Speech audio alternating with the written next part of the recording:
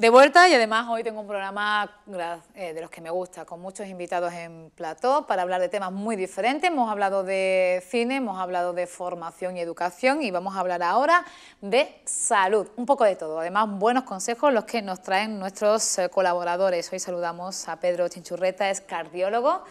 Muy buenos días. Buenos días, María José. Y además, hoy es uno de esos días que a veces pues, no tenemos en el calendario. Les leo, Día Europeo para la Prevención del Riesgo Cardiovascular. Y el doctor no es la primera vez que viene a avisarnos de que hay muchos riesgos cardiovasculares. Así es, muchas gracias, María José. Ya he venido varias veces, ya me siento como en mi casa. Pues sí, Día Internacional de la Prevención Cardiovascular, algo fundamental, ¿no? Es fundamental prevenir. Nosotros estamos acostumbrados a que en los hospitales vemos pacientes con enfermedades. Lo vemos ya, que ya ha aparecido esa punta del iceberg, pero tenemos que tratar lo que hay debajo para evitar el problema que aparece, el problema que vemos diariamente. Tenemos que prevenir, fundamental. Porque siempre nos vamos a lo más directo, que es un infarto, una angina de pecho, que son las dos cardiopatías que llegan a veces sin avisar, pero hay otros problemas cardiovasculares que desconocemos, porque no son, podemos decir, tan populares o tan conocidos. Hay muchísimos problemas y cada día más, porque cada día, gracias a Dios, la medicina nos está haciendo que vivamos más años, con lo cual vamos viendo más problemas. Y menos pensiones. Menos pensiones. ya hablamos. Bueno, porque es verdad que hablan los estudios analistas económicos, el problema de las pensiones viene también dado por la longevidad de la población. Cada vez, afortunadamente, por los avances tecnológicos y sobre todo científicos, vivimos más. Y económicamente nos llega menos, ¿no? Nos llega menos. La cuestión es que al tener población cada vez más anciana, y muy bien, además, una persona que llegan ya a los 80, 85 años llegamos y con una calidad de vida muy buena, pues aparecen problemas que no teníamos tan frecuentemente antes. Ya hablamos otra vez del tema de la fibrilación auricular, como una arritmia, que era una arritmia muy peligrosa porque se asociaba a las embolias cerebrales, a la invalidez. Es decir, un paciente que tenga cierta autonomía, pero el problema es que cuando pierde esa autonomía, eso es muy importante. Entonces, hay cosas que prevenir, tenemos que prevenir embolias cerebrales, tenemos que prevenir, como has comentado muy bien, lo más frecuente, la patología más frecuente con diferencia es la cardiopatía isquémica, la angina, los infartos. Para ello tenemos que hacer una prevención desde la base. Es decir, un paciente que llega a un infarto, habitualmente quitando la carga genética, todos conocemos pacientes con angina que nunca ha fumado, que nunca ha bebido, que no tiene azúcar, que no tiene colesterol, que no tiene tensión, pero lo que es el 90% de los pacientes que llegan con angina o un infarto han tenido un mal control de factores de riesgo.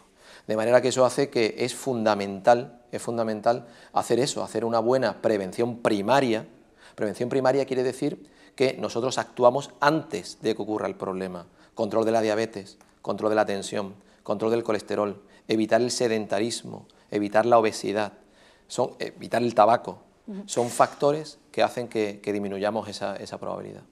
Te interrumpo porque hemos dicho cosas muy fáciles. Hoy en día tomarse la tensión es fácil, tomarse también el azúcar, como conocen muchas personas, la diabetes, es fácil, el evitar los malos hábitos como la obesidad, el tabaco también es fácil, incluso el poder andar todos los días un poquito. ¿Por qué cuesta tanto? Es fácil, entre comillas, es fácil decirlo. Es muy fácil decirlo. Cuando se ven estadísticas de control, por ejemplo, de colesterol, todos decimos, vamos a hacer una analítica con colesterol, a ver cómo lo tenemos. Vamos a hacer una tensión arterial y cómo la tenemos. Vemos la tensión, nos ponen unas actitudes y no la cumplimos. El incumplimiento terapéutico es altísimo. Tanto es así que la tasa de control de la dislipemia, de un colesterol alto, está en torno a un 25-30%, incluso conociéndolo. Es decir, que yo me hago mi culpa también, es decir, nosotros los médicos tenemos que ser más insistentes, mucho más transmitir la importancia que tiene eso, porque el problema que tiene el colesterol o el problema que tiene la tensión es que no duele. Tanto es así que le pusieron un nombre, ¿no? El asesino silencioso. ¿Por qué? Porque alguien que tenga el colesterol un poquito alto, bueno, tengo un poquito alto, ya caminaré, dentro de un año me hago una analítica. Eso va sumando, eso suma, cada día suma y cada día va haciendo una gotita más que llega un día que la última gota vos al vaso. El problema es que muchas veces pensamos que la diabetes no mata, el colesterol no mata, pero un infarto sí mata. Un infarto sí mata, pero un infarto es la consecuencia de no haber hecho bien las cosas. Claro, porque tú puedes ver el colesterol y dices, pero el colesterol no... Bueno, no duele. La tensión, Duele. una tensión de 180 de máxima, eso no duele. Yo estoy muy bien, doctor. Al contrario, si me da la pastilla me sienta mal. Es decir, eso es muy frecuente. Ahí está un poco el control, el seguimiento, buscar. Esto es una balanza riesgo-beneficio. Intentar buscar lo mejor para el paciente que le produzca los menos efectos secundarios.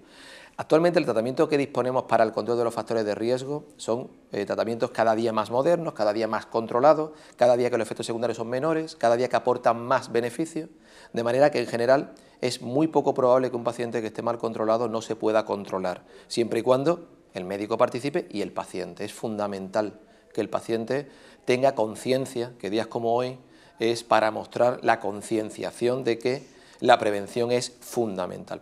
Hay un tipo de prevención que se llama prevención secundaria, que nosotros, evidentemente, prevención secundaria es cuando el paciente ha tenido ya el infarto, intentar evitar que tenga otro. Lo que se conoce popularmente como el susto. Ahí va, ahí va. Cuando ya ha tenido un susto importante, ya vamos a ello, ¿no? Ahí veis los médicos un cambio ya en la mentalidad, ¿no? Sí, ya sí, sí le ven las orejas al lobo. Los primeros meses sí. Lo tenemos clarísimo, los primeros meses una balsa de agua y es una cosa que va todo muy bien y tal. Después aparece un poco ya el que hay que darle la dosis de recuerdo, ¿no?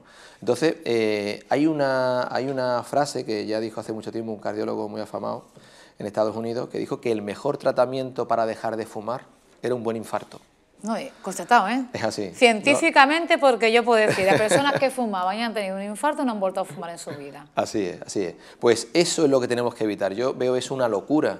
Es decir, no tenemos que llegar a tener un infarto, no tenemos que llegar a tener un ictus, no tenemos que llegar a tener ninguna enfermedad periférica de las piernas, no tenemos que llegar a tener ningún tipo de esos problemas para intentar evitar que aparezca eso. Porque el problema del infarto, como has dicho muy bien, el 50% se mueren.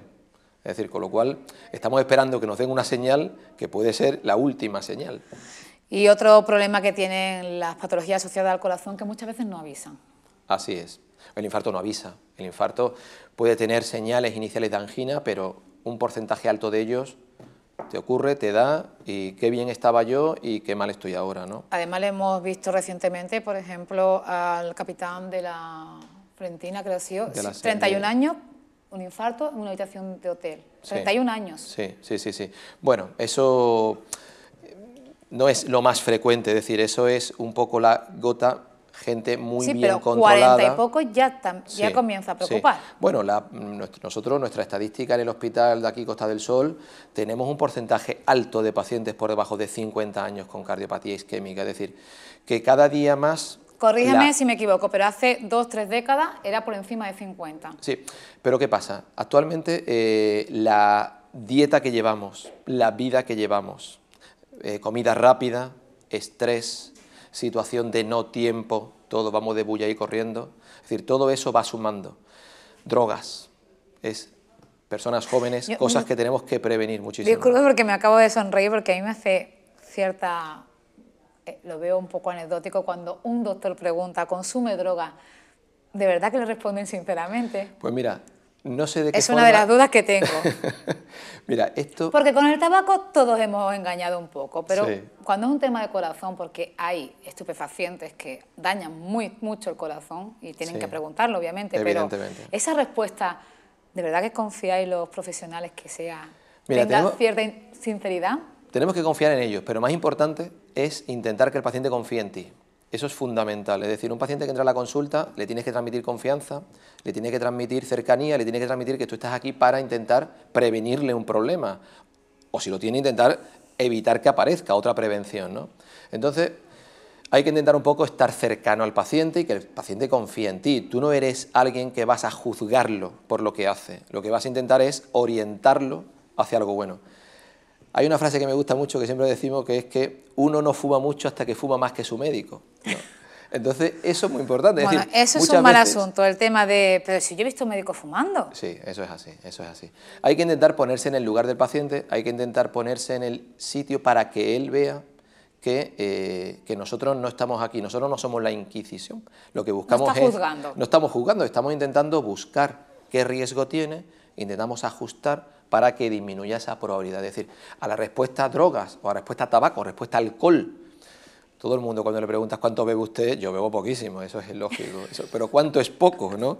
Entonces empiezas un poco ahí a jugar. Yo creo que ahí hacen más de estudios de comunicación no verbal, ¿no? Sí, sí, según los ojos, las manos y la boca, me está mintiendo mucho o poco, ¿no? No, pero mira, un paciente que sepa que tiene un problema, que venga a consultar, porque es un paciente al que si te acercas a él, le vas a ayudar mucho. Le vas a ayudar porque 4 cosas fundamentales, 4 cosas básicas, hace que el riesgo disminuya muchísimo. Es decir, tener un buen control de la tensión arterial de manera Vamos a recordarlo, eso es muy importante.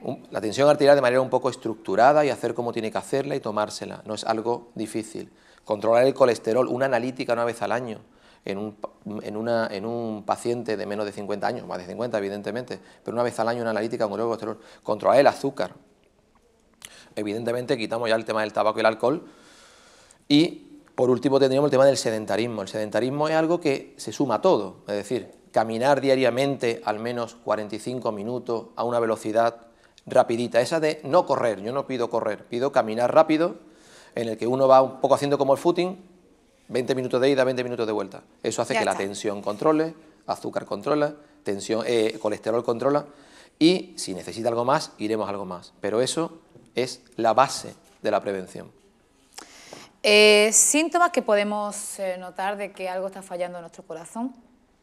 Bueno, fundamentalmente los síntomas más frecuentes es dolor, presión o ahogo, falta de aire, ¿no? Son 2 síntomas que cuando un paciente no lo tiene o no tiene un motivo o lo empieza de nuevo, empieza con molestias torácicas, molestias en el pecho pueden ser de muchas causas, pero bueno, no cuesta nada consultar, mira, me pasa esto, y es un poco como un motivo para decir, vamos a prevenir. Es decir, un paciente que no se ha hecho nunca nada, llega a la consulta y dice, yo tengo un dolor. Y dice, no, el dolor es un dolor muscular porque no tiene nada más. Pero vamos a ver la analítica, tiene analítica con colesterol un poquito alto, tiene el azúcar, tiene la tensión, con lo cual te sirve un poco como punto de partida de algo que a lo mejor no es nada, o sí es algo, para encarrilarlo y un poco prevenir y evitar problemas futuros. Habla, doctor, de datos de pacientes, población. ¿Cada vez son más jóvenes los pacientes que acuden a las consultas de cardiología? No, de manera relativa a nosotros cada día vemos muchos pacientes jóvenes, pero siguen siendo los pacientes mayores los que fundamentalmente nos llegan a la consulta. Son pacientes mayores por lo que hemos comentado antes, porque la población cada vez es más mayor. Además, siempre lo ha explicado muy bien el doctor Chinchurreta, porque a partir de, por ejemplo, 60 ya va a estar disminuyendo, pero a partir de los 60 habitualmente es cuando empieza a fallar. A veces son pequeños fallos de motor, otros son ya más graves. El corazón, recordamos que es una máquina que se va desgastando, ¿no? Así es. El corazón es, yo siempre digo que el corazón de una persona tiene la misma edad que la persona, entonces es como un coche que tiene esa edad, entonces el motor va fallando, la puerta del coche falla. Son fallos que son fácilmente solucionables si los cogemos a tiempo y evitamos que se rompa, ¿no? De manera que la edad es un factor de riesgo. El hombre un poquito después que la mujer, porque la mujer está prevenida o tiene una prevención hormonal. La premenopausia, las mujeres antes de la menopausia tienen esa prevención hormonal. Esos estrógenos hacen que el riesgo de tener un evento cardíaco sea menor. Una vez que pasamos la edad de los 65 años en las mujeres, es los 55 años en los varones. A partir de los 55 en los varones o 65 en los varones, en las mujeres, la edad ya supone ese punto de riesgo cardiovascular. Hemos hablado de la prevención, pero también el seguimiento médico, porque además en esto de la medicina siempre van saliendo cosas nuevas y a lo mejor una persona que se cansa un poco de tomar mucha medicación, siempre estáis investigando. Además me consta que el doctor Chinchurreta participa en muchos estudios. El hecho de también que ese cuidado ya médico de una persona afectada de una cardiopatía o problemas cardiovasculares sea más idóneo, le ofrezca una calidad de vida, el no depender tanto de... Así es. Cada día continuamos. Es fundamental nosotros, no solamente la cantidad de vida del paciente, que es muy importante, que el paciente viva lo más posible, pero también importante la calidad de vida. Yo quiero que me entiendan mis telespectadores que muchas veces es verdad que tener que levantarte cada día, tensión, medicina, 9 pastillas, 10 pastillas, 12 pastillas... Eso es un fastidio. Eso al final termina también estresando un poco al paciente. Así es, así es. Esto es... De nuevo, individualizar al paciente. Tenemos que, cuando atendemos a un paciente, no tenemos un global de paciente, tenemos un paciente que tiene una vida específica, una forma de levantarse, de hacer, qué hace. Entonces tenemos que, cada día, los medicamentos que van saliendo, lo que intentan es ser mejores, prevenir más, curar más y también que sea lo más cómodo posible. De manera que siempre tenemos algunas alternativas, de manera que el paciente determinado, a lo mejor el paciente tomar una medicina en vez de tomarlo 3 veces, tomarlo una sola vez, si podemos repartirlo, si por la noche está en casa, porque sea por la noche, es decir, intentamos buscar siempre la mejor forma, preferimos que el paciente cumpla el tratamiento y lo haga bien, a que sea un tratamiento algo o levemente mejor, pero que no lo tome, es decir, siempre tenemos que individualizar y buscar los mayores beneficios para el paciente. Una pregunta que puede preocupar a los ciudadanos es que habla de componentes genéticos, pero por ejemplo es verdad que nos encontramos con familias donde ambos padres pues tienen problemas de corazón o fallecimientos, o simplemente son con esas cardiopatías. ¿Qué porcentaje hereditario puede haber en las enfermedades cardiovasculares? Mira, cuando nosotros nos vemos a un paciente... Por ejemplo, las varices de las mujeres suelen heredarla de la familia que tengamos, o el padre o la madre. Si la madre tiene varices, heredamos. Sí, las cosas malas como que se heredan con más facilidad, Los cortijos no se heredan, ¿no? Los cortijos y el dinero no, ni pensiones, pero lo que es un tema médico entra en esos factores hereditarios. ¿No? Nosotros, cuando nos plantamos delante de un paciente, nosotros tenemos una escala y calculamos, antes de que el paciente nos diga los síntomas, calculamos con sus antecedentes cuál es la probabilidad de que ese paciente tenga un evento cardíaco. Entonces, nosotros en esa tabla incluimos la edad, incluimos los factores de riesgo, incluimos los antecedentes familiares que tengan una base genética. Por ejemplo, a nivel de cardiopatía isquémica, que como hemos comentado que es lo más frecuente, nosotros lo que tenemos que ver si un paciente, su padre tuvo un infarto a los 80 años, eso ya no es heredable, eso ha sido degenerativo. Si el paciente ha tenido un antecedente de una angina, un infarto, por debajo de 55 en mujeres o 65 en hombres, al revés, perdón, 65 mujeres, hombre, en ese caso puntuaría. A partir de ahí están saliendo cada día más y ya tenemos disponibles estudios genéticos para afinar un poco más el riesgo que tiene una persona de tener un infarto. Es decir, esa es la línea que en todas las especialidades médicas se está trabajando mucho, el estudio genético. Lo hemos visto principalmente en cáncer, para prevenir en el caso de aquellas personas que estén dispuestas genéticamente a padecerlo, y también en las cardiopatías. Sí, en cardiopatía, en el campo de la prevención, el estudio genético actualmente no hay un tratamiento genético, no lo tenemos. Lo que sí tenemos es... O sea, no se puede quitar ese gen. Ahí va. Ese gen que falla no se puede quitar. No se puede hacer nada. Lo que sí que podemos hacer es, aquel paciente que tenga ese gen que esté asociado a tener este evento, prevenir o intentar, en el caso, por ejemplo, yo separaría dos situaciones, una que son temas de cardiopatía isquémica, ser más insistente en los factores que sí tienen tratamiento, o bien en aquellos hay estudios genéticos cada día más específicos de muerte súbita. Es decir, hay pacientes como el deportista que hemos hablado antes, que ha tenido una muerte súbita. Deportista conocido, pero hace unos meses también otro chico en edad adolescente que también fallecía en un campo de fútbol. Así es. Entonces, tenemos una serie de test genéticos que se aplican al paciente, que se le realizan, que es una simple muestra de saliva o de sangre, y se le dice también la probabilidad, si tiene una enfermedad o no, y qué tratamiento se podría poner para evitar. Imaginemos una muerte súbita provocada por una arritmia muy mala, pues existen unos aparatos para intentar que, si sucediera esa arritmia, no le provocara la muerte.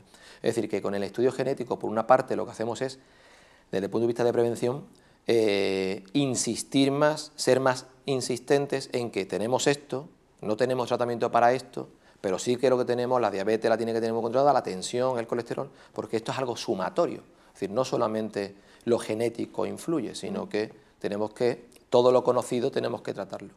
Interesante porque, como decíamos, la tendencia puede ser en todas las especialidades médicas los estudios genéticos. Es como un poco futurista, ¿no? Cuando éramos pequeños y veíamos películas del futuro, el tema de un mundo perfecto, feliz, de donde ya se conocía a qué edad te ibas a morir o no. Esa es la línea en la que se trabaja en medicina actualmente. Es muy importante esa investigación en esos factores. Así es, la genética es un campo que está creciendo muchísimo, está ampliándose muchísimo, cada día más somos porque tenemos pacientes pues, como que son muy llamativos, que son pacientes jóvenes o pacientes que tienen enfermedades cardíacas que no eran típicas de jóvenes o que no se sabía por qué, pues cada día los estudios genéticos nos están dando respuestas, de manera que cada día va creciendo una base de datos que no suele estar centralizado, en el que mandamos muestras genéticas, muestras de sangre de todos nuestros pacientes que han tenido cosas así, para que se vayan centralizando y vayamos cada día sabiendo más sobre eso. Además, también hay que, aparte de los estudios genéticos, también la concienciación de la población, porque hemos hablado de prevención todo el rato, de que si hacemos o no hacemos las cosas bien como pacientes o ciudadanos en general, pero, por ejemplo, en el mundo deportivo o en el mundo de instalaciones municipales en general, ya obviamente también privadas, el tema de desfibriladores, contar con sí. esos... Ahí va, hay ya empresas, y hay cada día más concienciación, es cierto. Hay empresas que... Bueno, incluso los exámenes médicos a los deportistas. Sí, ahí va. No, bueno, lo de los No de élite, deportistas lo de deportistas general amateur. Sí, lo de los deportistas es algo que está muy establecido, es decir, es algo que parece bueno, que se hacen los deportistas, se hacen dos grupos que estén federados, que sean deportistas profesionales en función de la edad. Hay un esquema perfectamente de lo que hay que realizar un deportista. Tiene su exploración, tiene su anamnesis, sus preguntas que hay que hacerle, fundamental un electro anual a todo deportista, y en función de ahí ya una valoración un poco más intensa si ha salido algo en eso. Pero todo deportista debe de cumplir y debe de hacer perfectamente eso, porque esa es la base de que evitemos problemas como este. El tema de lo que has comentado de los desfibriladores también está totalmente establecido por la Sociedad Española y por la Sociedad Europea de Cardiología. Sitios donde debe de estar desfibrilador. Verdaderamente, un desfibrilador es un aparato que no es caro, es un aparato facilísimo de usar y que en todos los centros públicos deberíamos de tener un desfibrilador. Hay desfibriladores automáticos que no hay que saber nada. Ahora, un botoncito ya está. Es un botoncito. También digo una cosa, que es fundamental que en la población tengamos dos cosas, desfibriladores y que la formación de RCP, de la reanimación. La básica deberíamos de saberlo todas las personas. Desde chiquititos en los colegios deberíamos de, y estamos en proceso, de dar cursos de formación para que sepan hacer esa reanimación, dispongan de los... Pero eso no cuesta... No es un aparato que tengas que comprarlo, es simplemente una educación sanitaria. Muchas veces hablamos de los deportistas porque a veces nos aventuramos a hacer deporte de una forma un poco temeraria, nos envalentonamos, pero también habría que hacer antes tus análisis médicos para saber qué deportes puedes hacer o qué deportes no debes hacer, porque a lo mejor te gusta un deporte de mucho estrés o de mucha presión y estás poniendo la máquina a una velocidad que no debes. Ahí va. Mira, yo siempre digo que si te gusta Yo no corro riesgo, Yo no corro mucho riesgo, yo aquí sentada, tranquila, me muevo poco. Claro. Mira, María José, el deporte normalmente... Es verdad que pasa, que hay gente que ya en serio se marca metas muy altas como deportista, pero antes se recomienda también hacer ese estudio médico.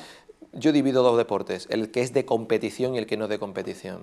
Un deportista de competición metería gente que no sea profesional, pero que haga un maratón, por ejemplo. ¿Alguien muy que de haga moda, un maratón? Media maratones, triatlones, algo muy de moda. Eso es algo muy de moda y que el deportista, el futbolista italiano, diga, tuvo un problema, pero ese es, como digo, en la punta del iceberg. Hay muchísimos problemas en maratones, de personas que hacen ese tipo de deporte de manera brusca, aguda, sin haber hecho nada. Oye, mañana me voy a apuntar, me compro mi cartelito y me voy a correr. Muchísimos problemas que no pueden ser tan llamativos como una muerte súbita, pero son problemas muy importantes. No tan llamativos, pero sí que el año pasado creo que en varios maratones internacionales hubo fallecimiento, incluso alguna que otra muerte, y muchas veces es estudiarnos nosotros mismos para saber hasta dónde podemos llegar. Claro, te voy a dar un dato, la media de muerte súbita en España al año de deportistas son 125. Hay 125 de media que fallecen al año haciendo deporte. Es decir, ¿cuántos hemos conocido el último año? ¿2, 3 que haya salido? Yo que conozco ahora una broma que hacen algunos y dice, sabemos los que se mueren haciendo deporte, pero en la barra de un bar... No lo sabemos. No lo sabemos. Claro, hombre, evidentemente, eso está claro. Pero 125 personas. 125 de media, ¿vale? Es un número muy importante, me parece que es un número muy alto que se podría solucionar o se podría evitar o se podría disminuir de manera importante haciendo lo que está escrito que hay que hacer, lo que está demostrado que hay que hacer. Prevención, medidas de RCP, saber educación de eso, tener desfibriladores y lo más importante, si eso sucede, tener eso, pero si no, intentar evitar que suceda. Seleccionar y saber a quién hay que decirle no haga tal cosa o al tal cosa. ¿Vale? Es decir, normalmente deportistas que vienen a verme o siempre intentamos adaptarnos. Intentamos no evitar que el paciente o que el cliente o que la persona que venga a vernos no haga un deporte específico, lo que queremos es que lo haga de manera controlada, que es lo importante.